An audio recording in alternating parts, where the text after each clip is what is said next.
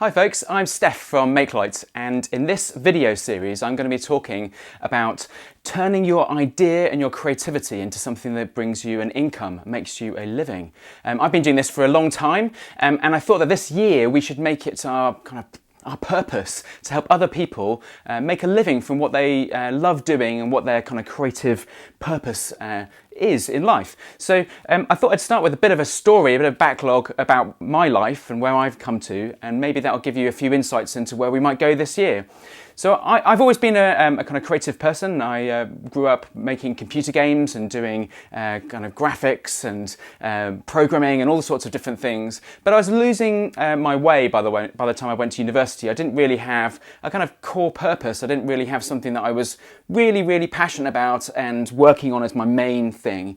I was very broad, and I'm sure that if you're a creative person, then you might have the same feeling of being good at lots of different things, but not particularly good at any one thing at all. And that can be a bit of a source of frustration, because those around you might have these kind of very defined linear careers that they seem to effortlessly flow along, whereas you seem to be jumping around from project to project, idea to idea, and maybe not always finishing everything you do along the way. And that can frustrate you and frustrate those around you. And by the time I'd hit university, I was very much in that mode. I was doing lots of different bits and bobs, but I wasn't really doing anything as my main thing, and I'd just chosen one particular course by going and doing this university course. And I kind of found myself in a bit of a rut. I was a bit stuck, I was a bit demotivated. I wasn't really feeling like the particular course that I'd chosen was the thing that I would be doing for the rest of my life. And it was a bit frustrating, really. So I spent most of my time partying and hanging out with people and socialising and not really doing anything productive. And that all changed one day when I was working late in the lab in the computer science department, because I was doing a computer science and programming degree. I'll talk to you about that another time. And I started getting a lot of headaches, and I put it down to being stuck in front of all those computer screens and working late into the night and all that sort of stuff.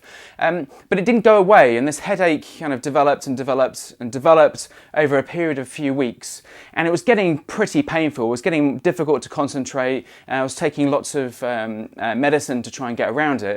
And I went to the doctors, and they just said, oh, why don't you just take some more paracetamol, make it a bit of a stronger variety? And they gave me some, which was a bit frustrating because I thought that something was wrong. And that day I went back to my student house, and for some reason I kind of flipped out of this very strange rut that I had been in, and I broke out the pens and the paint and a big canvas, and I drew this very strange image. I think I still have this somewhere. It's very bad student art, so I'm not going to put it online. But it was an image of an explosion, and it was kind of focusing on my eye, and it was a very strange, surreal kind of minute image, as well as being vast in this kind of explosion. And that was my last memory before I woke up in a hospital.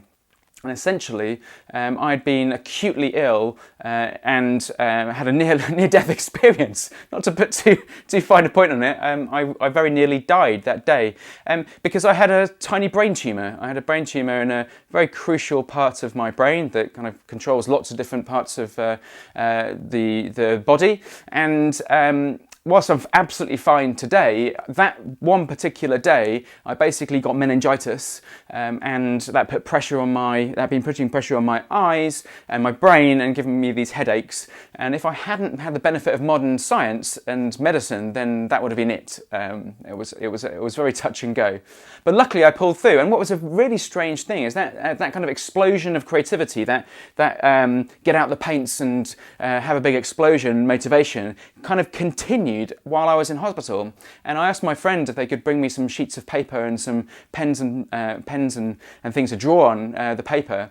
And I just started downloading loads of different ideas that I'd been having for years, and I just kind of put them off as things. Oh, I could never do that. I don't know anything about that kind of thing. How would I even go about doing that kind of project? And I just wrote in this book all of the different things, all the different creative acts and projects and ideas that I had, and I put them all down in this one book, like a brain dump. Literally, it's like dumping my brain into this document, which is pretty strange. And then I looked through it all, and all these things were clearly the the projects and ideas that had been bubbling up for a long time, but I'd felt blocked. I'd felt unable to do anything about it because I'd set myself on a path that was kind of slightly misaligned with doing all of that. In my list of ideas was setting up a record label, designing computer games, building websites, doing graphic design and branding and all sorts of things. And what happened is that I'd kind of set myself on this very standard path of, that's all well and good. There's no way to make a living doing all this creative stuff. I should go and get a computer science degree and then I'll always have a job. So I'd chosen this kind of pragmatic life over the creative life. And at that point, I realised I wanted to make a change. That I was going to complete my degree and do my computer science, but that would just be one aspect of the things that I wanted to explore. And really, there was a hell of a lot more in the world that I wanted to explore and experience. And so from that day onwards, I just set myself a very simple goal, and it was to create something every day. And I've made this my kind of modus operandi ever since. Every day I try to start the day, by the end of the day have completed something, created something, and it's quite a difficult rhythm to be in all the time. So it's quite a challenge to set yourself. But I think I've been doing this for about 16 years now, so I'm kind of revealing my age a bit there, maybe even longer. But the thing is, I'd set myself this grand idea of creating all these amazing things, but then I'd made it very achievable for myself by making a rule about how I would do something every day to make it part of my kind of ongoing habit. Just putting creativity into the mix every single day, no matter how big or how small, and then by doing that, develop a kind of creative muscle. And so with Makelight, I think what we're hoping to achieve this year is to enable everybody in the community to kind of get that feeling that they can insert a bit of creativity into their daily rhythm, into the way that they're running their life and their business. But also, I think there's something to be said for thinking about those two paths, the kind of pragmatic path where you're going to earn a living, it's going to be fine, but maybe you won't be inspired by your job, maybe you won't find complete satisfaction in the work that you're doing during the daytime, but then there are side projects and other things that you can do nowadays that are so amazing using the internet, video, photography, online communities, all sorts of interesting stuff over here that doesn't necessarily have to be your main job. Some of us are lucky enough to have managed to line up our kind of creative work with being able to make an income, and that's it's a dream for lots of us, really. And I think what we're trying to do with Makelight over the coming year and with the courses that we're offering, we're hoping that we can design courses that enable people to step out of the world they're in at the moment and start thinking about the creative projects and side projects and ideas that they've got brewing, and help turn those into something that might generate a bit of income, not necessarily replace your day job. I think that can be quite dangerous, that if you make your creative project responsible for paying the mortgage or the rent every month, then suddenly that becomes the day job, and maybe that some of the love can disappear. But certainly if you can find a way for the things you're doing in your spare time to take advantage of the fact that we're in this amazing environment, having the internet just in our hands all the time with these devices, I think there's a way that we can all possibly make a bit of income by making creativity something that we're doing in our spare time, but also something that we do for money. I think there's something in here about kind of sustainable creativity and just finding a way that you can justify putting lots of time into the creative work that you want to do.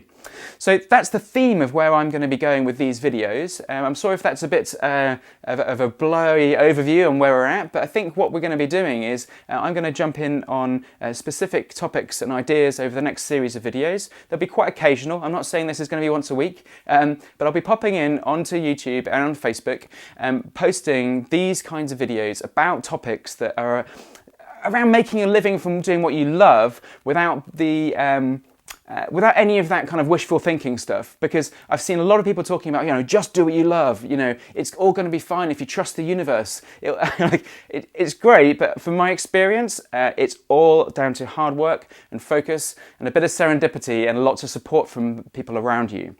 So that's the theme I'll have. It's a very pragmatic, realistic approach to making creativity part of your daily, weekly rhythm and finding a way to make a little bit of income from it, or even if you want to, make it the core path you're going on and creating a creative business. So I hope you'll join me for the next series of videos. I'm really excited about what these might turn into. If you want to read more about my story that I just gave you a bit overview about, I've linked it below, and there's 2 Medium articles that you can have a read of and give you a bit more backstory on where I'm coming from. So good luck. Your task today is to try to create something, no matter how small or how big. Just try to end the day with having created something.